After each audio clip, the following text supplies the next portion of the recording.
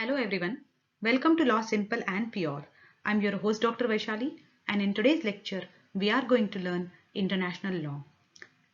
I'm planning to cover all the chapters in international law lecture by lecture, and today's lecture is about nature, meaning, definition and types of international law. For getting better marks in your exam, always write what you are going to cover in a first paragraph. In today's lecture, what are we going to cover? Introduction to international law, what is international law, definition of international law, origin and aim, types of international law, and major areas which come under international law. And point number 7 will be conclusion. To begin with, I would like to explain international law in very simple terms and then we will begin with the slide. See, what is national law? Law applicable within a nation is called as a national law. Indian Constitution is a national law for us. Indian Penal Code is a national law. CRPC is a national law, right? CPC is a national law. So law which is applicable inside the nation or national boundaries or made by national government is called as a national law. Then what is international law?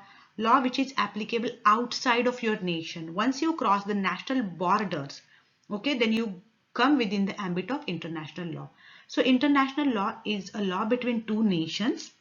Okay, for example, law between UK and India is international law.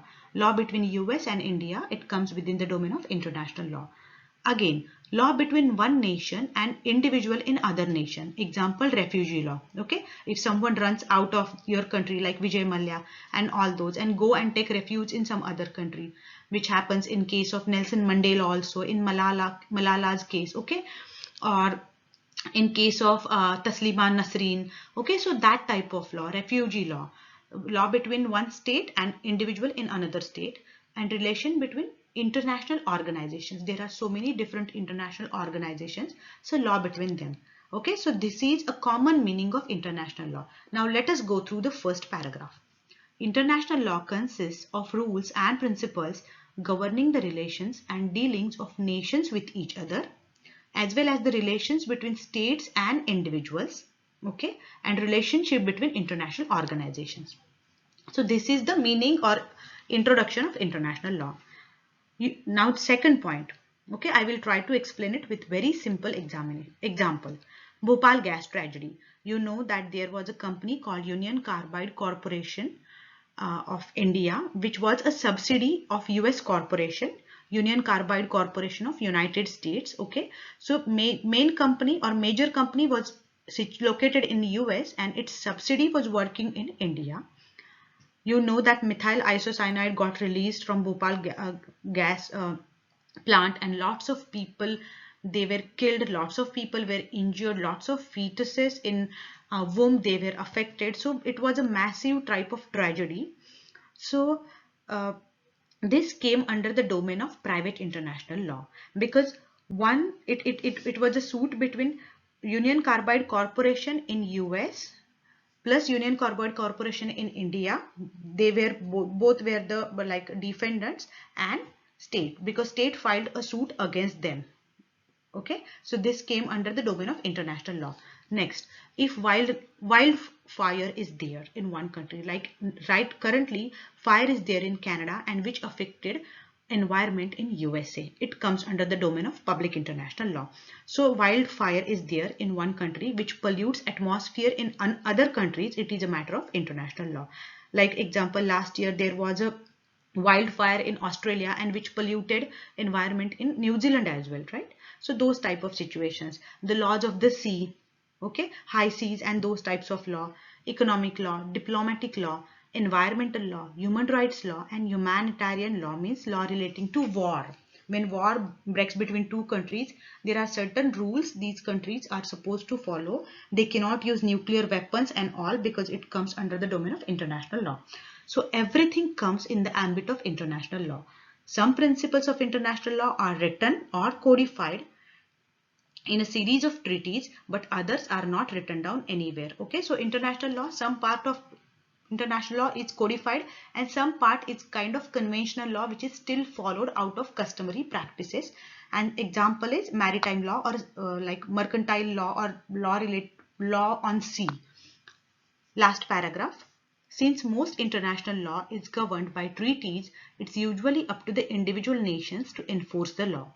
However, there are few international organizations that enforce certain treaties. The most notable example is the United Nations, which has 192 member states.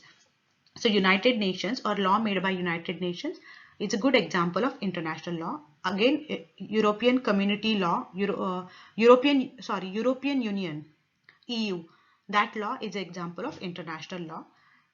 If country is a party to that treaty, okay, and country internalizes certain treaty or convention in domestic law, then it becomes applicable.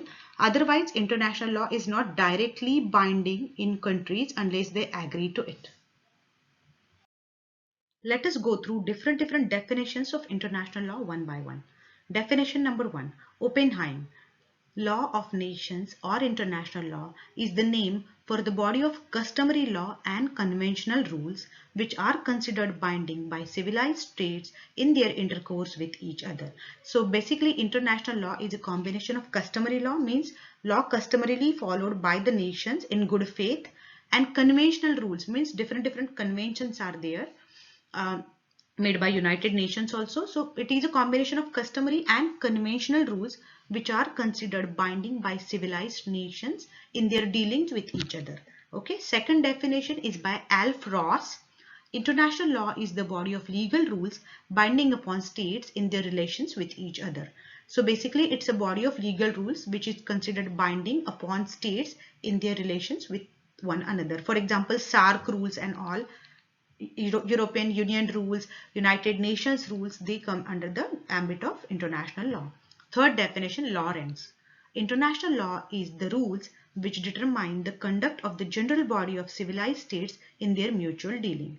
So basically, international law are those rules or set of rules which are made for transactions between two countries. Next definition of international law is provided by Gray. International law, or the law of nations, is the name of a body of rules which, according to their usual definitions, regulate the conduct of states in their intercourse with each other. It's similar to Oppenheim's definition. Modified or current definition. International law has always been in a continuous state of change. Law keeps updating as per the changing international situation, right? Law always keeps changing as per the changing situations. National law also changes, right? Earlier there were no law on homosexuality, or earlier adultery was a crime in India, but now that law is changed. Similarly, international law is also undergoing so many changes relating to nuclear weapons, relating to environmental pollution, and so on.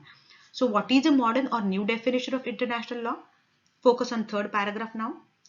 That body of legal rules which regulates the relationship of the nation states with each other, as well as their relationship with other international actors.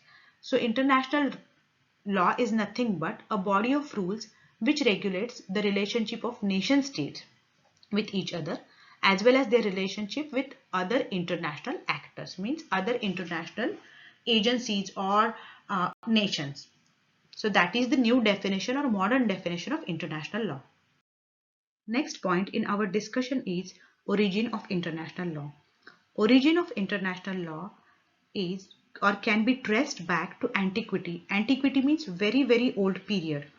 Earliest examples are pact between Mesopotamian city-states and so on, Egyptian states.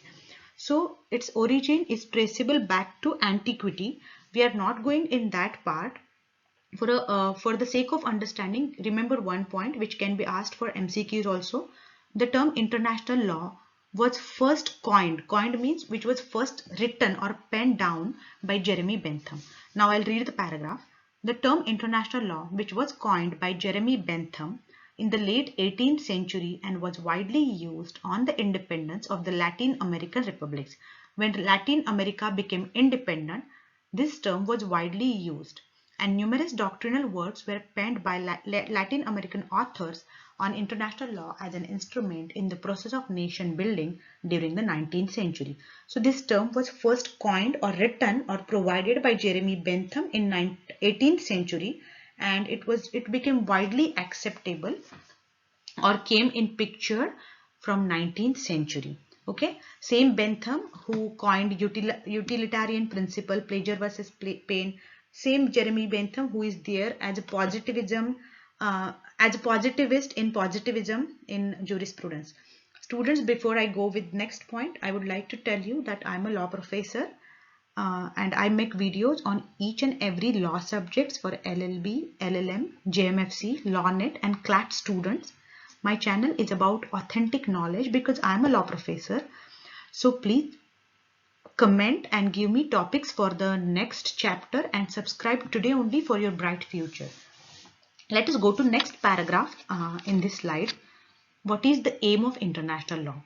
Aim of international law is to achieve international peace and security and promotion of friendly relations amongst the member states, like for members of international community like United States. So law made between the European Union, okay, pact between different countries in Europe, or SAARC understanding or the SAARC treaty or United Nations, these type of organizations, why they are made? To promote international peace and security, ban on nuclear testing, ban or on use of nuclear weapons, right? Those type of bans. And why they are there? To promote international peace and security. Otherwise, countries will start attacking on each other. And second is promotion of friendly relations among the member states. So these are the two major aims of international law. Let us see what are the types of international law. International law is a system of treaties and agreements between nations that govern how nations interact with other nations, citizens of other nations and businesses of other nations. So basically it is a system of treaties. Different treaties or conventions or agreements are made between different nations. And why? To govern how nations interact with each other, with citizens of other nations, like how you treat the foreign citizen in your country, and businesses of other nations. So basically these are the treaties relating to these conditions. Which conditions? Relations between nations, relationship between citizens of one nation and other nation, and businesses of other nations. So that is the purpose of international law. So it comes in two major types: public international law and private international law. Paragraph number 2. Private international law deals with controversies between private entities such as people or corporations which have a significant relationship to more than one nation. For example, if a corporation is there in one country and it opens branches in another country, different countries, it comes under the domain of private international law. An agreement or contract between Indian citizen and citizen of US comes under the domain of private international law. Okay.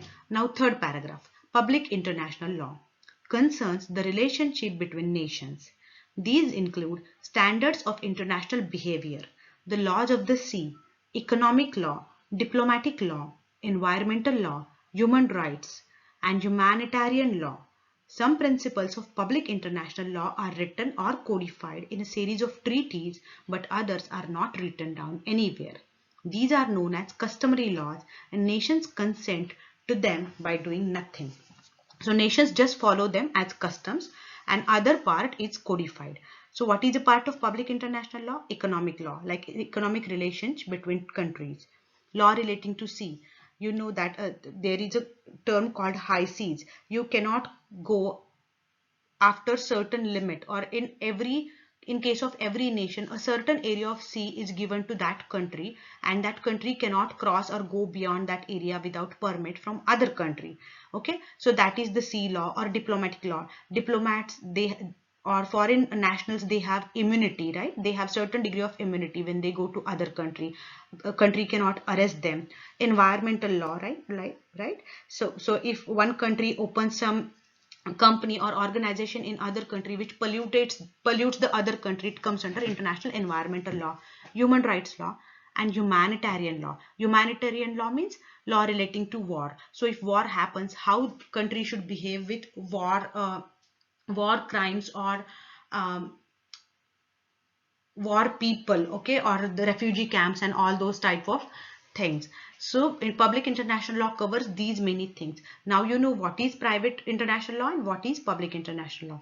In short, Private international law is a law between one country and a citizen in another country, or citizen in one country and citizen in another country, or corporation or some organization or some company in one country and its subsidy or relation with private citizen in other country. So it comes under the domain of private international law. And what is public international law? Relationship between two nations. Okay, and no private person or no private entities there. Public international law originates largely from direct agreement or treaties between nations. So treaty between nation is a source of public international law. In some cases, an agreement among some nations may involuntarily subject other nations to that law. Such is the case with certain criminal laws. Okay, so certain laws are applicable without the consent in case of other country. Fields of international law include criminal law, maritime law, the law of war, human rights law, refugee law, and the law established by treaties between nations. When conflict exists between nations, these sources of international law generally guide those nations in resolving the conflict. When war is there or some conflict is there, the treaty will be referred between these two countries. In some instances, nations will empower a common court or tribunal to resolve international dispute. Like for example, sometimes there is a war between two countries, a third country might arbitrate, like right in current case of Israel and Palestine, US tried to offer its arbitration. So those type of cases, they come under the domain of public international law. Let us learn private international law in this quick slide. Private international law primarily concerns disputes between individuals or businesses, not nations, in situations where the law of more than one nation may apply. Okay, so if there is a contract between Indian citizen and UK citizen, two types of laws are there in picture. And in that case, private international law or a treaty between these two nations on private laws will be applicable. This is often referred to as international conflict of law.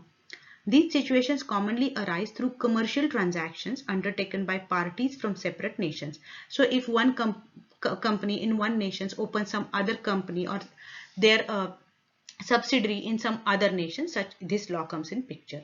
Private international law addresses the question of one, which jurisdiction may hear a case.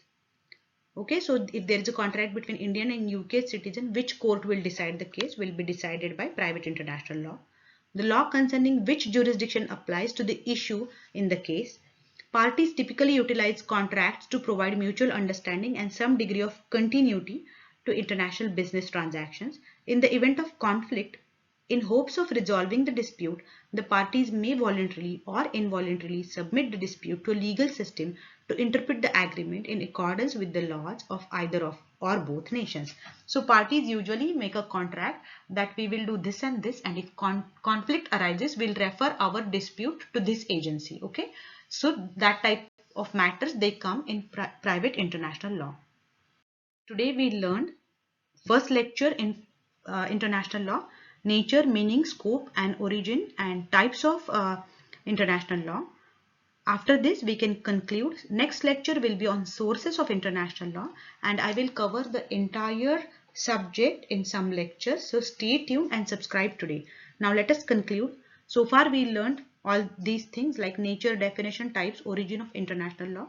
So provide everything point wise and try to provide proper explanations like Bhopal gas tragedies case, contract between two nations, contract between private parties in two nations. So over here lots of case laws are not there because I didn't provide lots of case laws today except Bhopal gas tragedy, but you can provide lots of illustrations. So stay tuned till my next lecture. Goodbye and good luck.